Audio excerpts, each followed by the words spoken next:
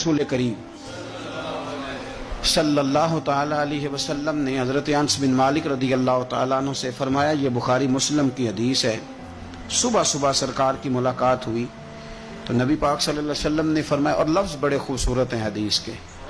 حضرت انس کہتے ہیں میں قربان جاؤں، میں تو غلام تھا نا، لیکن حضور فرمانے لگے، یا بنیا، او میرے بیٹے، تجھ سے ایک بات نہ کروں؟ یا رسول اللہ حکم کریں؟ تو نبی پاک علیہ السلام فرمانے لگے، انس بیٹا پتر، اس بات کو یاد رکھنا کہ جب تو سویرے سو کے اٹھے تو سب سے پہلے اپنے دل پہ نظر ڈالنا، دیکھنا تیرے دل میں کسی کا بغض تو نہیں، کسی کی عداوت تو نہیں، اور پھر قربان جائیں۔ نبی پاک صلی اللہ علیہ وسلم نے یہ نہیں فرمایا کہ تجھے اتنی جزا ملے گی، اتنا ثواب ملے گا، اتنا اجر ملے گا۔ کیا انداز ہے کریم محبوب کا!